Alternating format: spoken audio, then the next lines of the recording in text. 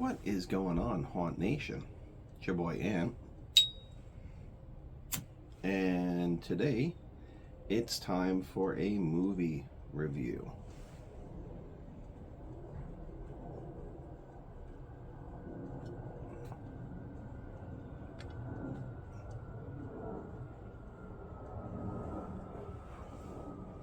Okay, let's get at it. So, the movie I'm going to review today is Terrifier 3. Now, I have been waiting for Terrifier 3 for a while. I was a little concerned when I heard it was going to be a Christmas film, but suffice to say that I am no longer concerned. Now, Terrifier 3 does take place relatively after the second film. So let me explain. So there's a little bit of a time jump. So it does take place directly after, to show you what happened basically at the end of the last film up to this day. And then there's a time jump in between. I'm not going to tell you what happened or how it happened or whatever, but it is a continuation. So like from Terrifier, tied into Terrifier 2.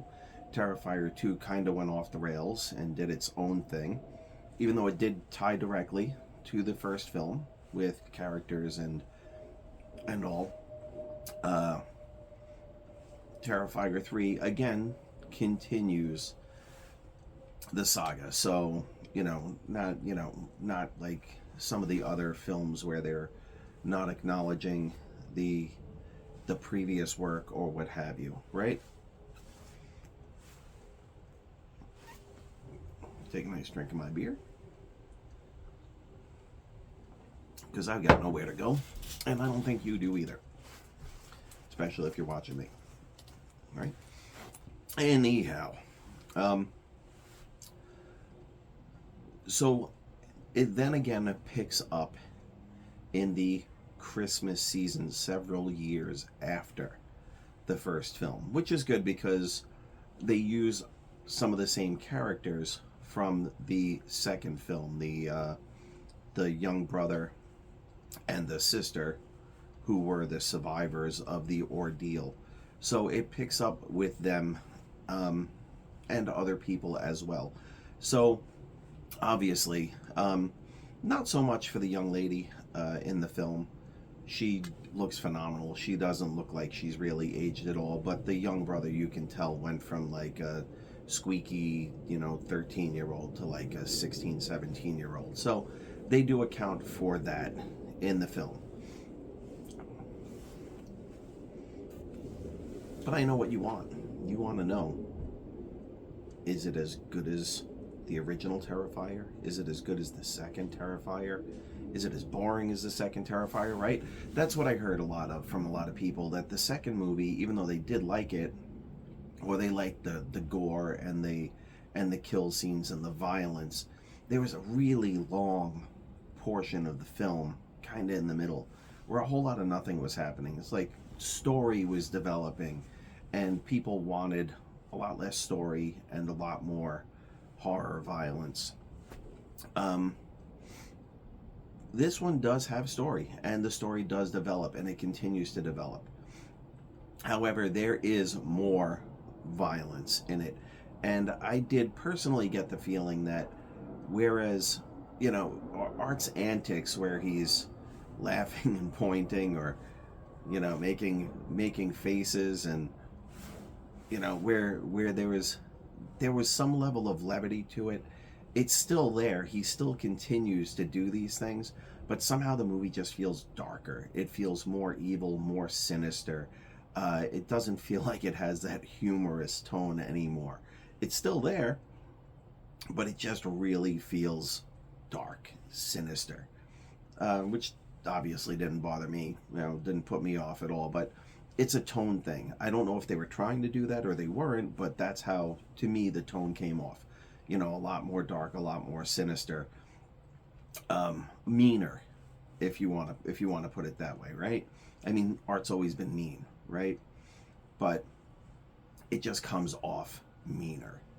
As far as the visual effects, the special effects go, I honestly think they're better than the second film. I think they're just getting better with practical visual effects. You know, fantastic. You know, the dismemberments and whatnot, and all the different things that go on, the different violent deaths that take place, I think just look better physically, which is awesome. I don't think that they really used any digital effects. I didn't notice any. Everything seems to be very, grounded in practical effects, which I do appreciate also. I did enjoy one of my biggest gripes with the previous film, right? Because we don't always need a backstory for our sinister slasher monster, right? And we didn't get one in the second film. We definitely didn't get one in the first film, right? Just this random thing that showed up. And at the end of the film, he dies, he kills himself. And then you see, if you continue watching, that he comes back to life.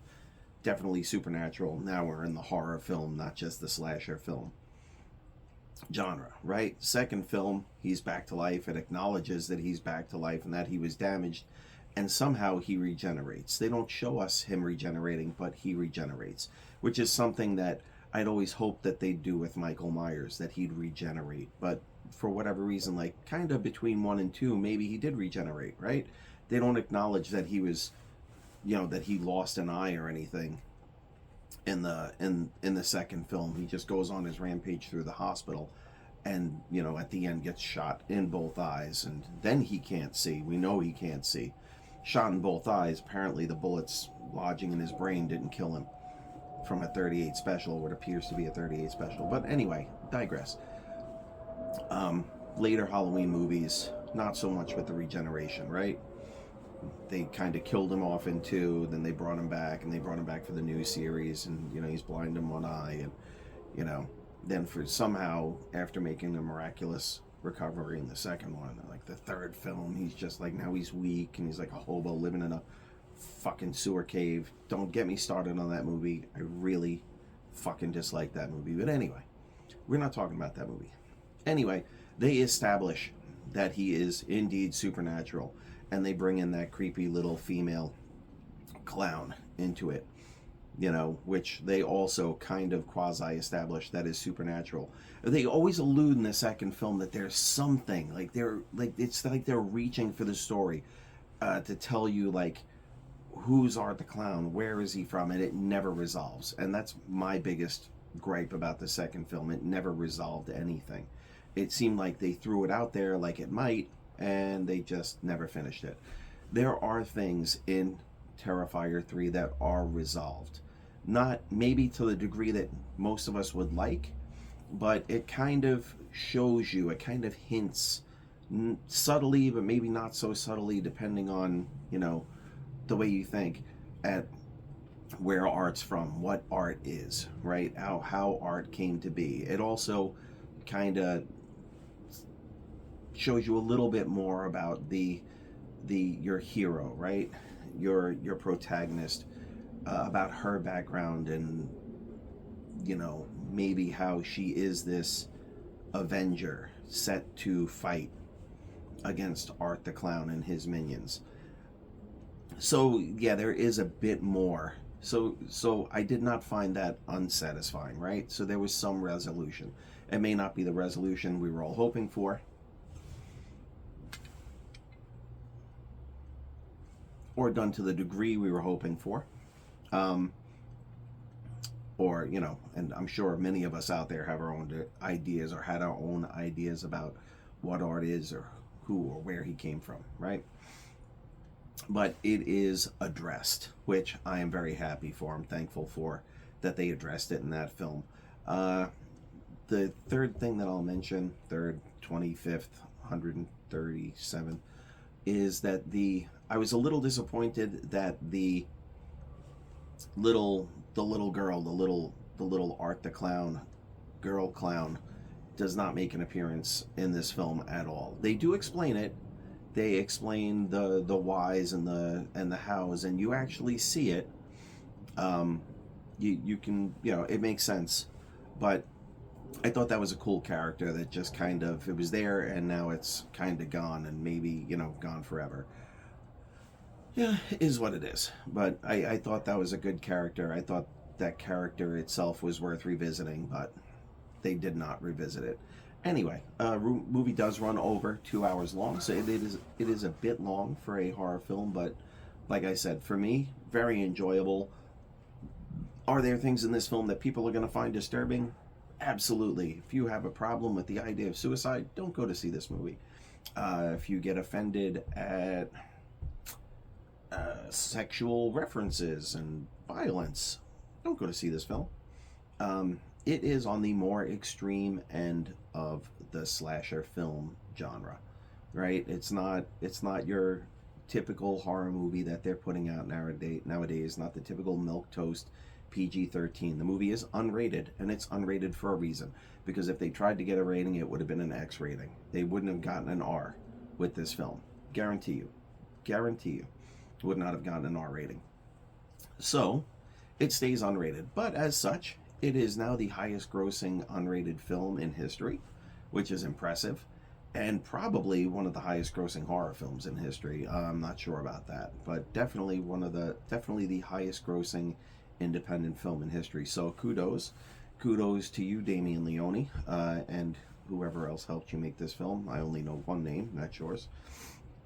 For me, I am going to give Terrifier 3 4 out of 5 stars because I really enjoyed it. I don't know that any horror movie is going to hit 5 stars, like be a perfect film. I mean, things that I would consider close to a perfect film are things like Pulp Fiction. That is just an amazing film. And I know a lot of people don't like Pulp Fiction because of the way it jumps around. I do personally.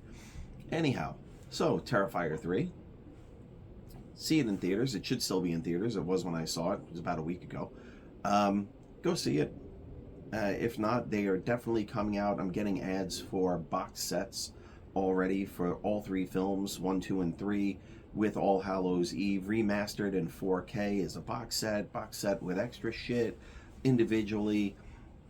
I'm getting that stuff all over the social media. So, I mean, if you want it, right now, the only thing available in 4K is Terrifier 2. The original and All Hallows Eve are available as Blu-rays, so 1080p. Anyhow, that's for like audio, video files, people who really give a shit about resolution and things like that.